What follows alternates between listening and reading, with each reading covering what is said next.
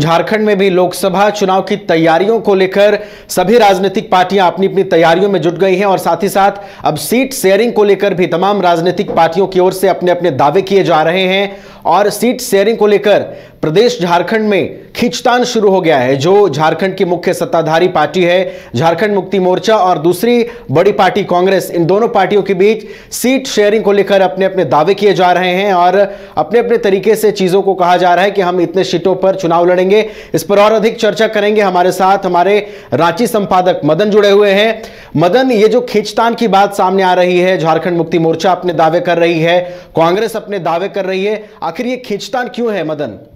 बिल्कुल, देखिए, एक तरफ जो महागठबंधन अब इंडिया गठबंधन के नाम से जाना जाता है, वो अपनी मजबूती को लेकर के पहल कर रही है। कई दौर के बैठक कई राज्यों में हुई है, लेकिन अब उससे इतर जो इस सीट को लेकर के खींचतान शुरू हुई है, इसमें एक चीज़ें जरूर सामने आई है कि फिलहाल तालमेल नहीं दिख रहा है। देखिए, कल जिस तरह से हमने जेएमएम के नेता से बातचीत किया और उनसे जानने की कोशिश की, क्योंकि कल ही जेएमएम की एक बड़ी बैठक होती है और उसमें लोकसभा चुनाव, विधानसभा चुनाव को लेकर के तमाम जो जिला अध्यक्ष थे, जिला सचिव थे, प्रखंड अध्यक्ष थे, उनको टास्क दिया गया और उनसे फीडबैक भी लिए गए कि आखिर हमारी तैयारी क्या है। ठीक उसके बाद हमने जेएमएम के नेता से ये जानना चाहा कि राज्य में जो लोकसभा चुनाव होंगे उस पर जेएमएम की भूमिका क्या होगी, कितनी सीट पर दावेदारी होगी। तो जेएमएम के नेता ने स्पष्ट तौर पर हमें जवाब दिया कि बड़े भाई की भूमिका में हम पहले से हैं इस राज्य में और बड़े भाई की भूमिका में आगामी चुनाव में भी रहेंगे। फिर एक दिन बाद ठीक उसके जो कांग्रेस के प्रभारी हैं झारखंड के, अविनाश पांडे, वो झारखंड पहुंचते हैं आज सुबह सुबह और धनबाद दौरे पर जाते हैं। जब कार्यक्रम से वो निकलते हैं उसके बाद सीधे तौर पर वो अपनी दावेदारी 9 सीटों पर रखते हैं। तो अब बड़े भाई की भूमिका में कांग्रेस ने अपनी दावेदारी पेश कर दी है।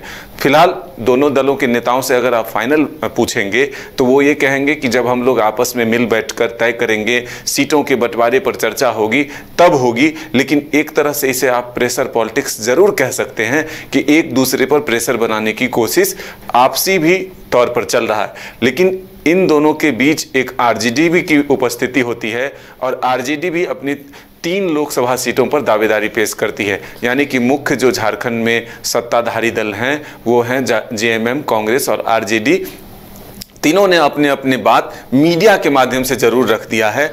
अब जब फ्लोर पर बातचीत आती है, जब बैठक होगी, इंडिया गठबंधन एकजुट होगा, तब जाकर के सीटों का बंटवारा फाइनली होगा। लेकिन फिलहाल ये बातें अब जरूर जो है राजनीति के लिए और सियासत के लिए बड़ा है कि जब एक तरफ से आप गठबंधन बना रहे हैं और दूसरी तरफ फिर अपने आप बड़ा भाई और छोटे भाई की भूमिका को लेकर के खींचतान दिख रहा है या कर रहे हैं, तो ऐसे में ये असमंजस की स्थिति जरूर उत्पन्न होती है। लेकिन बीजेपी अब इस पर जो है जरूर निशाना साध रही है, सवाल उठा रही है कि ये जो गठबंधन है वो भ्रष्टाचारियों का गठबंधन है, परिवारवाद वालों का गठबंधन है।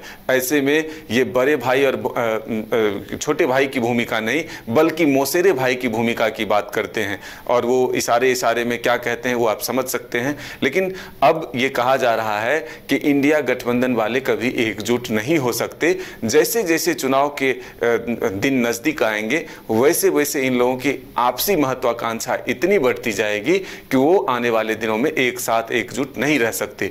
तो फिलहाल ये हम जरूर कह सकते हैं कि झारखंड में जो लोकसभा चुनाव को लेकर के तमाम राजनीतिक दल अपनी अपनी तैयारियां कर रही है, दूसरी तरफ सीटों को लेकर के प्रेशर पॉलिटिक्स शुरू हो चुका है। बिल्कुल, सीटों को लेकर प्रेशर पॉलिटिक्स शुरू हो चुका है। मदन, आपने ये जिक्र किया कि बड़े भाई और छोटे भाई की भूमिका को लेकर भी बातें की जा रही हैं झारखंड मुक्ति मोर्चा की ओर से, कांग्रेस की ओर से, और कांग्रेस ये कहती हुई नजर आ रही है मदन कि जब लोकसभा की बात आती है तो कांग्रेस की भूमिका बड़े भाई की हो जाती है।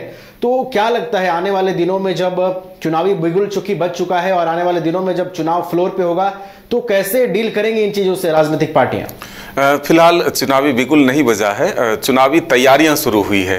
तो ये बात ज़रूर है कि तमाम राजनीतिक दल अपने तौर से अपनी अपनी बातों को रखते हैं, कभी कभी मीडिया के माध्यम से भी अपनी बातों को अपने सहयोगी तक भी पहुंचाते हैं। जो चीज़ें सीधे नहीं रखते वो मीडिया के माध्यम से जाते हैं। तो इसे आप इस रूप में देख सकते हैं। लेकिन सबसे महत्वपूर्ण यह है कि ये बातें ज़रूर है कि झारखंड में जो महागठबंधन थी पिछली बार 2019 के चुनाव चुनाव में, तो उसमें कांग्रेस बड़े भाई की भूमिका में लोकसभा चुनाव में जरूर रही थी और उन्होंने 7 सीटों पर चुनाव लड़ा था।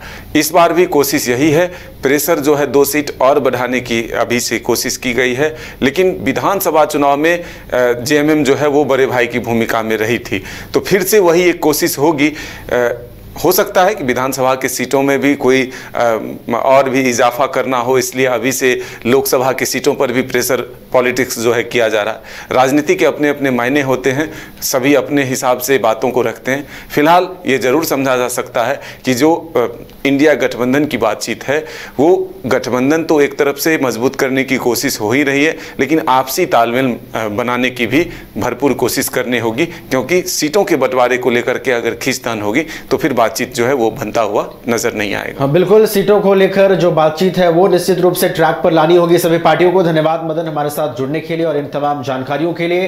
तो झारखंड में कह सकते हैं कि प्रेशर पॉलिटिक्स की शुरुआत हो चुकी है। लोकसभा चुनावों से पहले सीटों को लेकर अपने अपने दावे तमाम राजनीतिक पार्टियों की ओर से की जा रही है। ऐसे में अब देखना यह दिलचस्प होगा कि सीटों की दावेदारी को लेकर ये जो कारवां है वो आगे और कितना दिलचस्प रूप लेता है। मुझे नहीं लगता कि उसमें चर्चा की आवश्यकता है, क्योंकि 9 सीटों पे कांग्रेस पिछले बार भी की, लेकिन अंतिम निर्णय जो भी है उसके ऊपर में ना मुझे कंफ्यूजन है, ना हमारे मित्र पक्ष को कंफ्यूजन है, तो इसमें कोई चर्चा की आवश्यकता नहीं है। उम्मीदवारों का तय, और इसके अलावा झारखंड में कोई, लेकिन कई अन्य राज्यों में जहां पर इस प्रकार का गठबंधन पहले नहीं हुआ था, वहां पर आवश्यक है कि बैठकर, लेकिन इस जो बैठक जो चल रही है इसी में से कोई नेता उम्मीदवार होगा लोकसभा का, या कोई उम्मीदवार?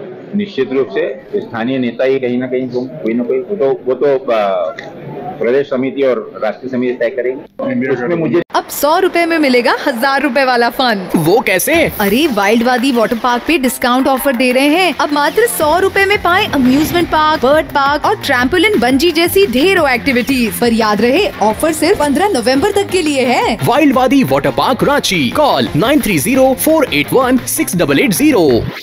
IIT जी नीट एस्पिरेंट्स के सपने को पंख देने आ गया है कंप्लीट सॉल्यूशन इंस्टीट्यूट। यहाँ है smart classroom, 1-to-1 doubt clearing session, ask the expert, video solution और भी बहुत कुछ। मतलब हम करेंगे आपको गाइड, बनेंगे आपके mentor. Foundation classes from class 6 onwards for your bright future. Visit complete solution institute.